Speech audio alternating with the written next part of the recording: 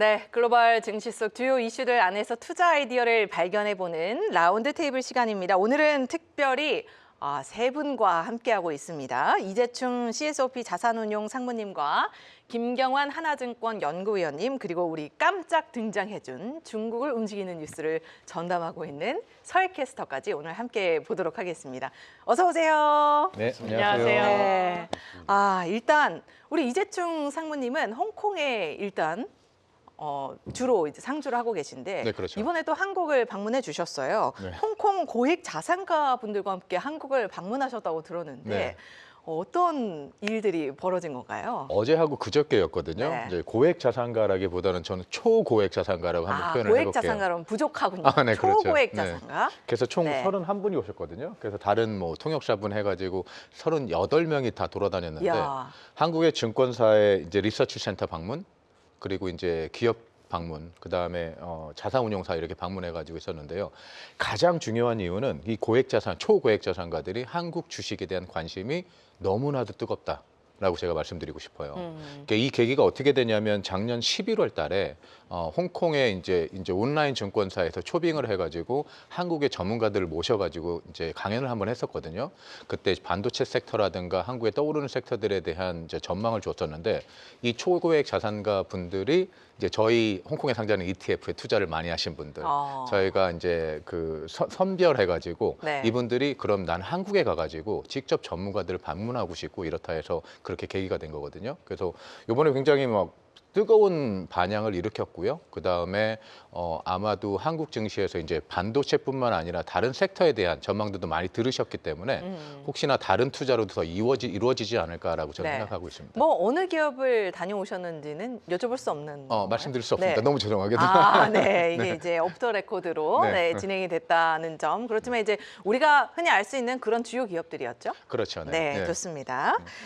그러면 이제 저희가 이렇게 두 분을 모신 이유에 대해서 한번 들어봐야 될 것 같은데 서희캐 그러니까요. 알고 계셨나요? 아니 저희도 이제 홍콩에서 이제 오셨고 또 중국 잘 아시니까 그래서 이 두 분을 제가 많이 보고 있고 참고를 하고 있는데 두 분이서 또 친분이 있다고 들어가지고 어떻게 있는 건지 반가우신가요? 네. 좀 만나셨는데. 국내 최고의 중국 전문가님들께서 이렇게 그러니까 뭐 사실 말씀드리면 저희 이제 팬데믹 이후로 저희 이제 코로나 때 중국 시장 뭐 굉장히 장기 조정이 있었잖아요. 그래서 2024년 뭐 9월 장기 저점 확인은 했지만 어쨌건 이제 어려웠던 구간에 홍콩에서 오셔서 또 상무님 통해서 뭐 현지 의견도 좀 듣고 꾸준하게 이제 중국 쪽 업데이트를 같이 하다 보니까 뭐 아까 상무님도 얘기하셨지만 좀 동병상련 같은 그런 이제 친분이 좀 있는 것 같고요. 아무래도 이제 필드에 직접 계시다 보니까 저는 이제 데이터를 보고 있고 또 상무님은 이제 홍콩에서 또 이제 관련된 업데이트를 종종 듣고 있습니다.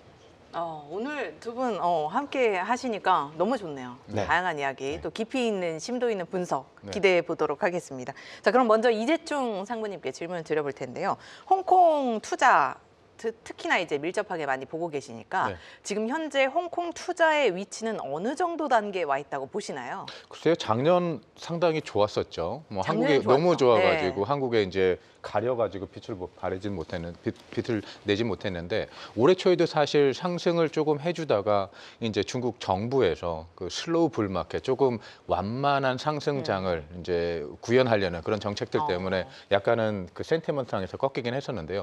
전반적으로 저는 긍정적으로 보고 있습니다. 여전히, 2026년. 네. 네. 물론 한국 시장도 굉장히 좋을 거지만 이머징 국가로 자금이 유입되는 것들 중에서 우선 ETF에서 이제 이머징 국가에서 중국의 비중 한국보다 높거든요, 훨씬. 그리고 그리고 그 월드 인덱스에서는 2% 정도 되니까 그래서 그런 패시브 자금의 유입들이 일어날 수 있을 거라고 보고 있고요. 근데 다만 상반기, 하반기 어떻게 보면 조금은 섹터별 아니면 종목별 차별화가 심해질 것이다라고 보고 있고 상반기의 투자 전략, 하반기의 투자 전략 약간은 다르게 움직여야 된다고 보고 있습니다. 다만 이머징 국가로 이제 움직이는 자금의 흐름 때문에 중국도 이제 관심을 더 받을 거라고 보고 있고요. 가장 최근에 홍콩에서 나온 소문은 인다우먼트 펀드 있죠. 그러니까 어떻게 보면 이제 그렇죠. 기부를 한 기부를 네, 한 그 기부금으로 대학교 이제. 재단이라든가 네. 재단 쪽에 그런 펀드들에서 미국 쪽에 이제 중국에 홍콩에 관심이 있다라고 나오고 있고요. 저희 같은 경우에는 ETF 운용사니까 실제 플로우를 볼 수 있잖아요. 그래서 홍콩에 MPF 펀드라고 있거든요. 그게 한국의 국민연금격인데 네. 거기서 자금들이 상당히 많이 들어왔어요. 작년 말부터요. 오. 다만 이제 올해 초에 퍼포먼스가 안 좋으면서 네. 그 자금들이 약간 들어오는 게 정체가 되고 있긴 한데 실제로 자금 유입에서는 아직도 양호한 수준을 보여주고 있다라고 저는 보고 있습니다. 이제 자금이 유입된다는 건 우리가 이제 추가적인 모멘텀을 좀 기대해 볼 수 있다라는 점으로도 해석을 해볼 수 있는 그렇죠. 거죠. 네, 좋습니다. 저희가 이제 홍콩이나 중국을 투자할 때는 또 이벤트를 두고 어떤 단기적인 모멘텀에 베팅을 하기도 하는데요. 김경호 위원님, 저희가 뭐 2월에 이제 춘절도 있지만 3월에 무엇보다 중요한 양회가 예정이 되어 있습니다. 뭐 현재 중장기적으로 수혜를 받을 수 있는 섹터를 눈여겨보곤 있지만 이런 단기적인 이벤트를 앞두고 한번 보면 좋을 섹터 어떤 게 있을까요?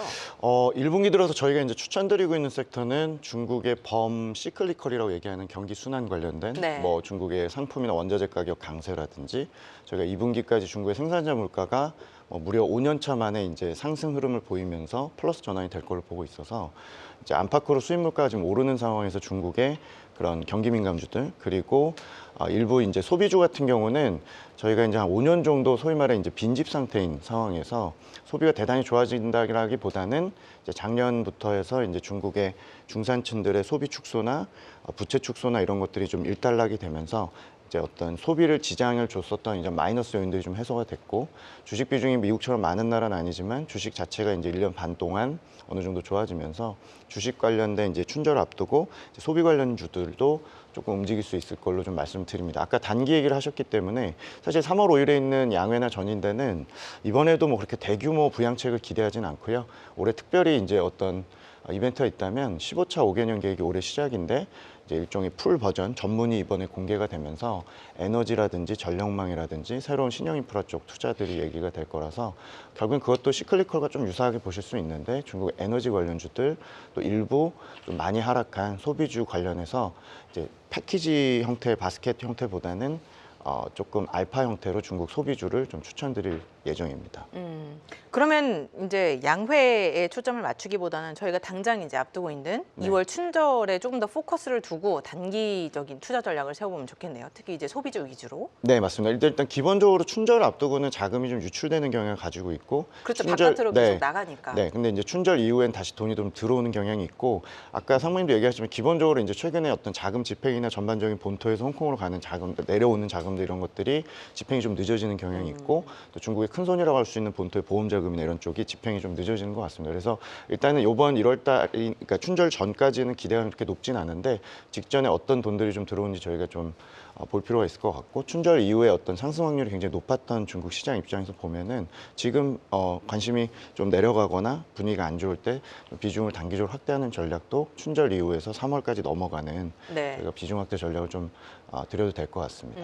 일단 3월까지 비중을 조금씩 확대해보는 전략으로 가져가 보자 말씀을 해주셨습니다. 네, 단기적인 부분을 좀 짚어주셨는데 저는 이제 이재충 상무님이 항상 전화 연결하시는 걸 제가 많이 봤거든요. 그런데 네, 2026년 좋아요. 들어서 CSI 300이랑 또 항생 테크 지수 네. 주목해보라고 많이 말씀을 해주셨어요. 네. 그런데 지금 좀 부진하거든요.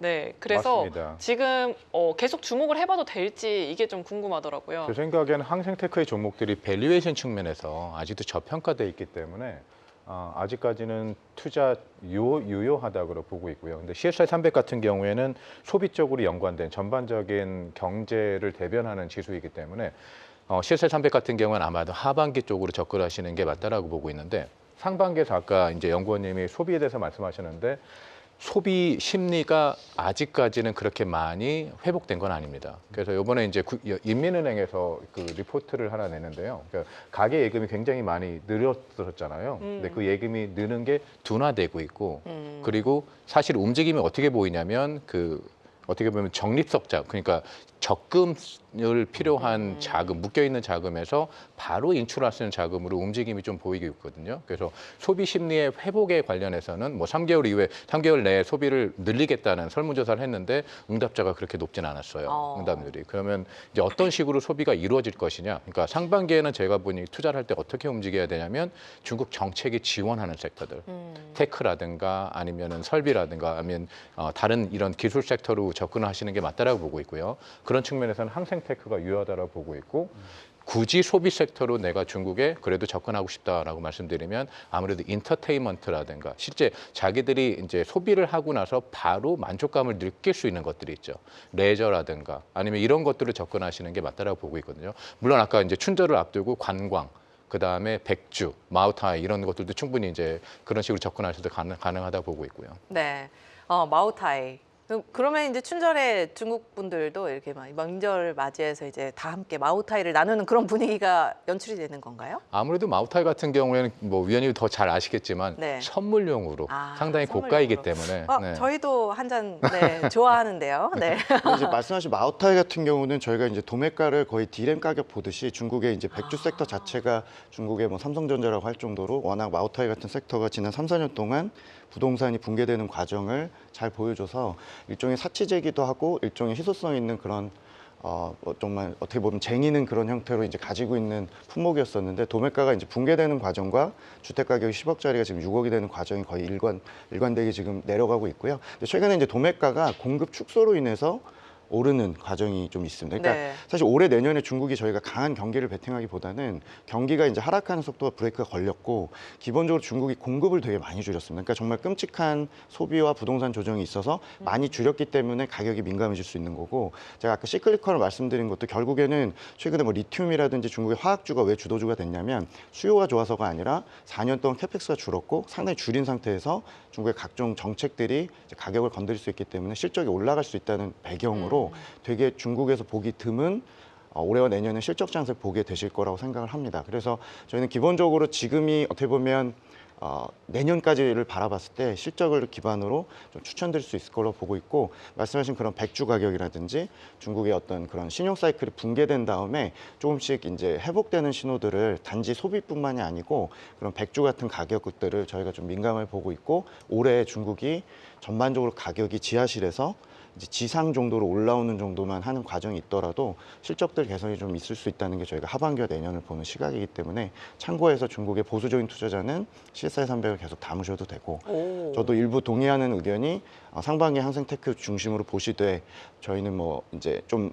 투자의 어떤 비중이 높진 않지만 뭐 차이넥스트 같은 심천의 창업판이라든지 CATL이나 이런 선진 제조기업이 있는 기업들도 내년까지 조금 이제 우리나라의 노출도가 미국이 워낙 많다 보니까 리스크 헤지 측면에서 저희가 경쟁하고 있는 한국 기업들이 굉장히 고생하고 있는 기업들이 차이넥스나 이런 쪽에 많이 있기 때문에 그쪽이 해칭하는 측면에서 좀 보유할 필요도 있다라고 기관에 가서 말씀드리고 있습니다. 오, 네네. 그렇군요. 그러면 이제 뭐 요즘 최근 들어서 그 글로벌 증시 전반적으로 이제 기술주가 좀 다 둔화되고 상승 흐름이 좀 다시 이제 반락하는 흐름으로 전환이 되는 모습들이 나타나고 있는데 이 안에서도 CSI 300이나 이제 항생테크 지수가 조금 더 메리트가 있다라고 보고 계신 거죠? 저는 항생테크를 조금 더 항생테크를 상반기에는. 그 중에서도 네네 네. 그 중에서 네. 그 중에서도 네. 이제 투자 전략을 세우실 때 이런 네. 부분들을 한번 참고해 보시면 좋을 것 같습니다. 아마 이제 어떻게 보면 뭐 박앤세일이라고 하기까지도 좀 그렇지만 이제 이렇게 증시가 조정을 받을 때 어떻게 보면 매수를 나서는 분들께는 또 도움이 되는 말씀을 해주신 것 같습니다. 그럼 아까 이제 중국 내에서는 뭐 내수 소비가 아직까지는 이제 좀 다시 회복되는 흐름을 보기는 좀 어려울 것 같고 그 안에서 정책 지원이 이루어지는 섹터를 위주로 좀 한번 살펴보자라고 말씀을 해주셨는데 그러면 반도체는 어때요? 요즘 중국도 이제 자체적으로 반도체를 생산하려는 움직임을 보이고 있고 그렇기 때문에 이제 우리 서익회가 여러 번 전달해준 이슈를 기반으로 봤을 때도 반도체 밸류체인 네. 좀 그 안에서 구축을 하려는 시도들이 나타나고 있는데 위원님의 의견은 어떠신지? 일단 제가 먼저 말씀드리면 기본적으로 이제 올해 반도체 화두는 IPO 같습니다. 그러니까 중국 정부가 이제 앞으로 이제 이번 캐펙스 사이클이나 중국의 육성 산업들에 대한 접근 방식은 기존에 이제 지방 정부가 돈이 없고 직접 지원하는 방식에서 이제는 정부가 정교하게 디자인한 IPO의 어떤 산업들 대상을 정하고 민간 자금을 풀링시켜서 민간 자금이 참여하는 형태로 작년에 이제 홍콩이 1등 기업들의 이제 H주 발행이 있었고, 올해는 드디어 이제 반도체라든지 항공우주 같은 다양한 테크 기업들이 IPO라는 방식을 통해서 이제 대규모 자금이나 캐펙스 준비를 하게 되고요. 반도체가 이제 올해 주목이 되는 부분은 작년 4분기에 이제 GPU 같은 것들로 웜업을 시켰고, 올해 이제 가장 크게 기대되는 거는 아직 특정한 날짜는 안 나왔습니다만 한 2분기로 예상되는 창신 메모리, 그러니까 CXMT가 어떻게 보면 HBM 양산의 어떤 과업을 안고 있고 굉장히 중요한 기업인데, 어쨌건 메모리 1위 업체가 이제 시장에 리스팅이 되고, 그렇게 될 경우에 저희가 이제 이 양산 과정과 또 미중 간의 관계에서 저희가 좀 민감한 부분들을 어느 정도 이제 진행되는 속도나 이런 것들을 좀 파악할 수 있다는 부분이 있을 것 같고요. 저희가 올해 파악하고 있는 반도체 관련된 기업들의 상장 일정은 역대급으로 가장 많을 거로 생각을 합니다. 올해요? 네. 작년에도 꽤 많았거든요. 작년에 이제 GPU가 네. 많았던 거고요. 뭐 GPU는 이제 본인들의 길을 가는 거고, 당장 GPU 업체들이 그렇게 이제 수급이 늘어나는 과정에서는 저는 반도체 자체는 이렇게 매력적이라고 생각하진 않는데, 기본적으로 이번에 반도체로 조달한 이 기업들이 얼마나 또 투자를 해서 27년, 28년에 위협을 할 것인지에 대한 부분, 그리고 반도체가 전방위로 지금 메모리 또 낸드 1등하고 있는 YMTC도 올해 중에 아마도 지금 상장할 걸로 예상이 되고 있고, 또 반도체 장비 업체들도 이미 A주에 상장이 돼 있지만 H주 발행이 또 많이 증가하면서, 사실 장기적으로 중국이 붙어서 나빠진 산업들이 많고 공급 과잉이 되는 경우가 되게 많았었는데, 이게 진짜 전기차처럼 될지 뭐 어떤 배터리 같이 갈지 혹은 철강이 될지 모르는 상황이지만, 올해 내년에 중국의 이런 생태계가 IPO를 중심으로 누가 상장하고 또 누가 상장한 기업들이 얼마나 투자할지에 대해서 아까 말씀드린 CSMT와 그 YMTC 중심으로 2분기 이후로 좀 보시면 굉장히 좋을 것 같습니다. 네. 제가 하나만 네, 네, 덧붙여드리면, 그럼요. 제가 1월 달부터 가장 많이 받은 요청이 네. 한국의 기관 투자자 그리고 해외 기관 투자자들한테서 IPO 섹터에 투자하는 ETF를 하나 만들어달라. 근데 이게 ETF 운용사 입장에서는 굉장히 구현하기가 힘들거든요. 그렇죠. 왜냐면 상장되기 그렇죠. 전에 네, 그래서 이걸 만들어야 돼요. 그렇게 해서 이제 ETF 측면이 아니라 나중에 그러면 공모펀드로 만들어달라, 사모펀드로, 이런 요청이 굉장히 많았거든요. 그래서 투자자들 사이에, 특히 기관 투자자들 사이에서 홍콩의 IPO 상당했잖아요, 작년에. 중국도 그렇고요. 올해도 관심이 굉장히 뜨겁다라고 생각하시면 될 것 같습니다. 올해도. 네. 네. 그러면 뭐, 방금 아까 YMTC랑 그리고 뭐 창신 메모리 이렇게 얘기를 좀 해주셨는데, 제가 방금 좀 떠오르는 거는 이것들이 결국에는 삼성전자를 따라가는 거잖아요. 네. 그래서 이 삼성전자와 또 SK 하이닉스 이 두 배 레버리지 ETF가 좀 궁금하더라고요. 좀 어떻게 되고 있나요? 우선 저희가 자산 유입고로는 너무나 뜨거웠고요. 사실 저희는 한국 투자자들이 굉장히 많은 부분을 차지할 거라고 봤었는데, 삼성전자는 지금 론칭한 지 9개월 됐고요. 그다음에 SK하이닉스는 4개월, 5개월 정도 됐거든요. 자산 유입된 게 글로벌, 그러니까 홍콩 포함, 한국 포함 전부 글로벌 자금들이 US 달러로 2 빌리언 정도, 그러니까 2.4조, 2.8조 원 정도죠. 엄청난 금액입니다. 왜냐하면 ETF로 그렇게 들어왔다는 단기간에. 그래서 한국에서 투자 유입된 금액은 거기에 10% 정도밖에 안 되지는 않고요. 그래서 뭐 홍콩 투자자 아니면 다른 동남아시아 투자자들한테 엄청 관심이 많다.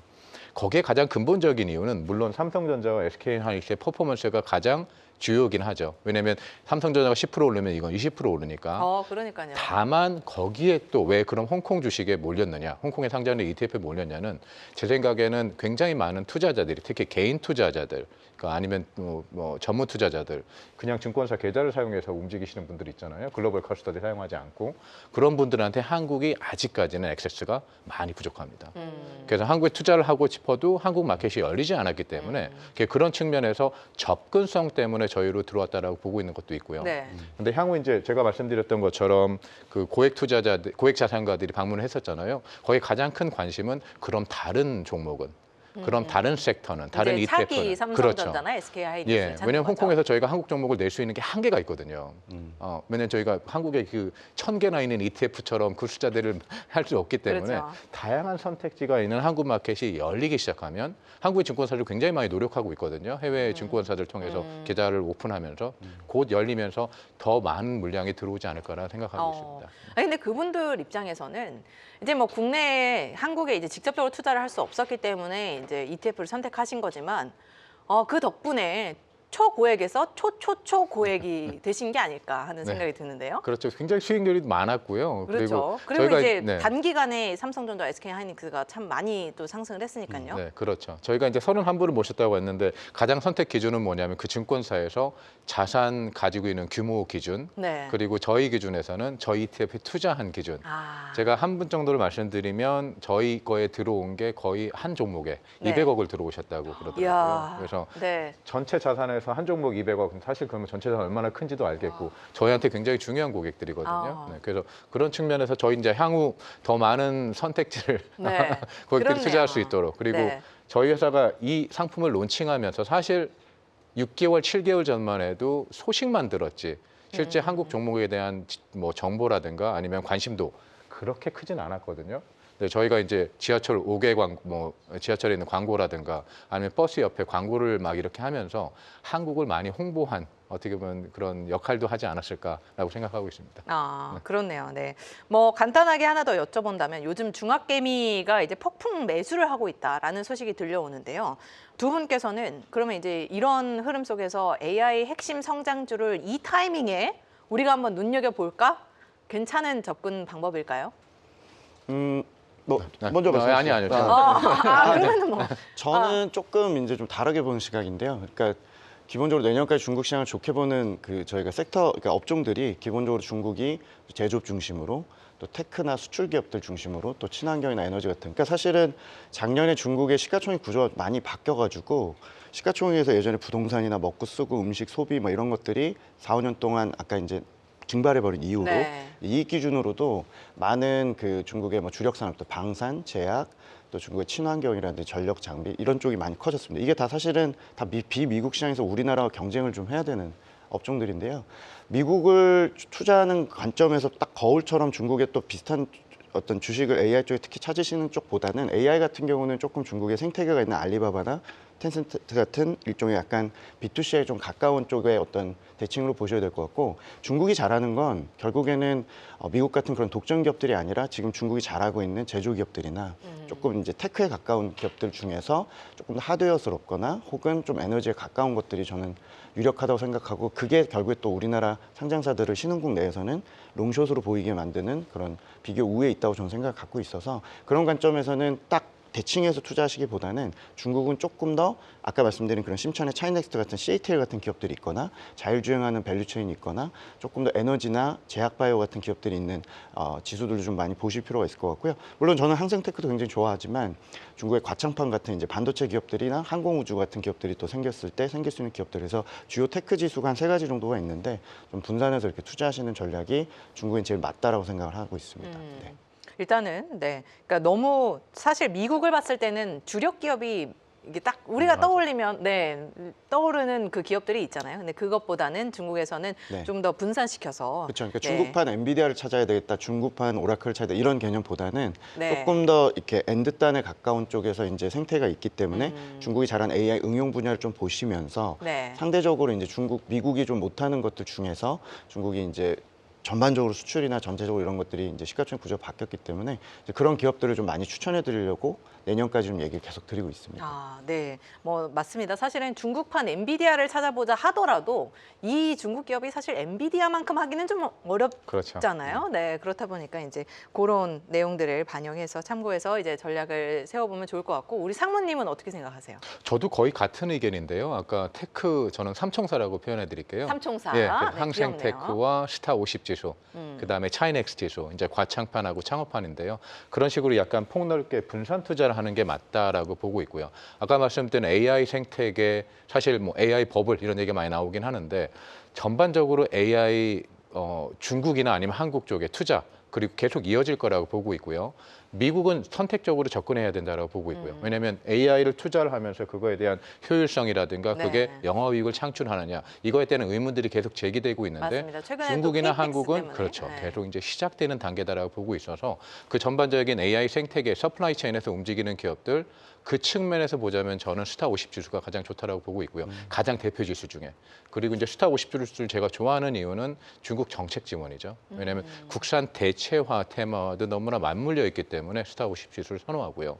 이제 엔비디아 칩을 그러면 수입하느냐 말아야 되느냐 뭐 이런 얘기들 되게 많잖아요. 뉴스에서도 뭐 한다 만다 이런 얘기 어떻게 해야 돼요? 나오면서 주가가 움직이고 있는데 네. 저는 어떤 방향으로 움직일 거라고 보냐면 엔비디아 거 수입을 허용하되 네. 다만 그거를 패키지 형태로 번들로 만드는데 그 번들은 어떤 걸 사용하냐면 본토에 있는 반도체 기업들의 칩을 섞어서 아. 그러면 50%는 엔비디아 거를 사 네. 나머지 50%는 본토 거를 사용해 이런 식으로 중국 정부의 어떤 정책 방향이 네, 네. 나오지 않을까 그런 방향 움직일 거라고 보고 있거든요. 네, 네. 그러니까 번들 패키지로. 그렇죠. 네, 네. 네. 그렇게 한번 생각을 해보면서 이제 반도체 분야에 대해서는 네, 투자 전략을 그렇게 세워보면 좋을 것 같습니다. 네, 제가 지금 채팅을 보고 있는데 환형은 표정이 너무 없음 무서워라고 되어 있는데 아, 네. 어떠신지 좀 웃으시는. 어제 회식이 환- 있었어. 그래서 제가 가라앉게. 환영께 네. 또 드릴 질문이 네. 또 하나가 아. 있습니다. 네, 지금 방금 되게 여러 가지 말씀을 해주셨잖아요. 또 재충 상무님은 분산 투자를 하라고도 말씀을 해주셨어요. 네. 그런데 되게 많은 섹터를 얘기하셨는데 휴머노이드 로봇 섹터를 얘기를 안 아, 해주셨어요. 그러니까요. 네, 이 휴머노이드 로봇 섹터가 또 전 세계적으로 급등을 했었다가 또 아직은 또 아니다라는 신호가 또 들려오고 있기도 한데 좀 어떻게 보시나요? 제가 말씀드릴까요? 네. 아, 일단은 오해가 있으신데 저는 지금 굉장히 기분이 좋은 상태고요. 다만 이제 좀 몸이 가라앉아 있는 상태라서 차분하게 말씀을 계속 드리겠습니다. 조금 아니 더 요즘 업시켜서. 시장 변동성이 네. 크다 보니까 그죠 매일 밤 이렇게 어제 시장을 회식 때도 보시느라고. 있고. 네, 사실은 이제 어제 말씀을 좀 드리면 올해 중국이 IPO하는 기업들 중에서 이제 작년 4분기 GPU, 올해 1분기 항공우주, 또 2분기는 앞서 말씀드린 메모리 외에 로봇 기업들이 뭐 제가 세보니까 12개 기업들이 지금 상장 신청서를 냈거나 지도를 받고 있는데요. 올해 어쨌건 이 많은 거의 뭐 물의 전술에 가까운 이 로봇들의 기업들의 상장 그리고 관련된 양산의 원년이 되긴 하겠습니다. 다만 지금 예전과 전기차와 좀 비교해 보면 보급이 처음 올라가고 뭐 심천에 돌아다니면 이제 BYD가 처음 돌아다녔던 그 시기 정도가 아닌가, 즉 2016, 뭐 15년 이때로 보실 수 있기 때문에 생태계 자체가 생기는 거라서 결국에 우리가 이제 흔히 얘기하는 청바지 장사하는 밸류체인의 소재나 부품 같은 업체들이 일단 1차적으로 좋을 것 같고요. 생태계가 단기적으로 뭐 수익성이 나거나 아무리 정책 지원이 있더라도 과거 경험상 이게 조금 옥석가리가 좀 필요할 것 같고 올해는 사실상 양산에서의 이제 실력들이 이제 드러나는 시기이기 때문에 그걸 좀 천천히 보면서 저희가 이제 장기적인 관점에서는 당연히 비중 확대를 할 수 있지만 어떤 로봇만을 몰아서 로봇에 특화된 테마로만 비중을 확대하시기보다는 로봇 또 자율주행 관련된 라이다 같은 일부 부품 업체들 또 로봇을 잘하는 업체들 중에서 좀 계속 공부하시면서 좀 보시면 좋지 않을까. 어쨌건 올해는 알고 계시는 그 유니트리라든지 유명한 대표 기업들이 이제 상장을 곧 임박한 상황이기 때문에 일부 과열들이 있을 수 있겠지만 장기적으로는 좋게 보니까 올해를 이제 조금 관련 기업들 좀 공부하는 해로 보시면서 특정 테마에 너무 올인하실 필요는 없다고 생각을 갖고 있습니다. 그러면 약간 좀 완성 로봇 기업인 뭐 유니트리나 유비테크 이런 쪽보다는 좀 부품주 그런 쪽에 좀 집중을 해보면 더 부품이거나 나을까요? 혹은 뭐 가장 테슬라를 답습하고 있는 뭐 샤오펑 같은 기업도 결국에 뭐 플라잉카도 하고 전기차도 하고 또 로봇도 하고 있기 때문에 그런 복합적인 기업들이 또 어떻게 하는지도 좀 보시면서 조금 뭐 이렇게 분산하실 필요가 있다고 생각합니다. 그러니까 샤오펑은 네. 왜 자꾸 떨어지나요? 근데 샤오펑이요? 네. 전기차 아, 저 자체가 개인적으로 투자하셨나요 혹시? 그거는 비밀입니다. 네.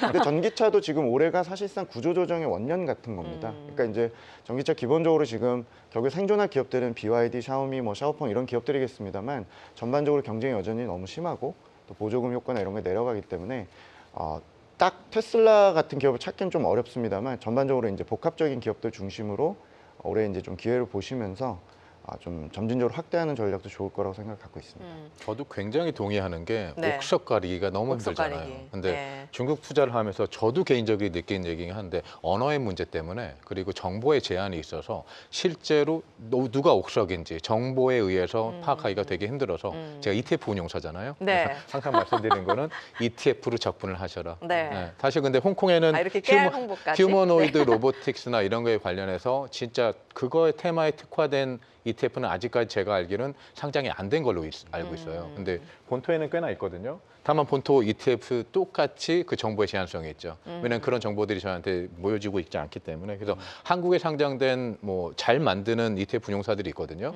그래서 미래라든가 아니면 삼성들. 거기에 그 휴머노이드 로봇 아니면 그 생태계로 접근하는 ETF로 이제 투자하시는 것도 유효한 전략이라고 생각하고 있습니다. 그럼 실제로 이제 홍콩에서 그 로봇 관련 ETF 뭐 로봇 관련 기업에 대한 관심도는 어느 정도예요? 사실 이걸 이제 실제로 올해 투자 전략에 어느 정도 반영을 해야 되는가에 대한 우선 궁금증이 홍콩 생겼어요. 투자자들 사이에선 IPO에 대한 관심이 굉장히 많고요. 아. 특히 개인 투자자 물량이 거의 없을 정도로. 네. 우선 IPO가 되면 기관 물량이 있고 개인 물량이 있거든요. 청약률이 엄청나죠. 그렇다는 얘기는 실제로 내가 거기서 1주, 10주를 딸 수 있는 확률은 굉장히 작다라고 네. 보고 있는데 네. 다만 이미 상장돼 있는 기업들에 대한 관심 한국보다는 그렇게 크지 않다라고 보고 있고요. 그래서 어떻게 보면 그게 실적이 증명돼야 되는 섹터라고 저는 보고 있거든요. 네, 네. 근데 한국 투자자는 항상 약간 앞서가는 그죠. 경향이 기대감에 있잖아요. 올라. 트렌드를 네. 쫓아가는 네. 이렇게 경향이 있어가지고 그래서 그런 측면에서 저희가 요청도 많이 받았어요. 휴머노이드 로보틱, 아니면 그 관련해서 ETF를 만들어 달라. 근데 그거 같은 경우에는 저희가 사실 중국에서 테마형 ETF를 움직이면 대부분 사이클이 5년, 길게는 5년 아니면 3년. 그래서 그 ETF가 흥했다가 갑자기 자산가가 확 줄어드는. 네. 저희가 많이 경험해 봤거든요. 뭐 5G 커뮤니케이션이라든가 네, 네. 아니면 태양광도 그 중에 하나고요. 그래서 저희가 그런 중국에 너무나 이제 종목이 많지 않은 테마들 그런 것들은 저희가 이제 좀 지양하려고 하고 있죠. 네. 그러니까 관심은 두 대. 일단은 좀 기업들이 어느 정도의 성과를 내주는지를 지켜보면서 살펴봐야 될 것 같습니다. 그러면 올해 상반기하고 하반기 어떻게 뭐 사요, 상무님? 저는 테크 삼총사 추천드립니다. 상반기. 테크, 네. 그냥 올해 쭉? 중국 정책이 지원해주는 섹터.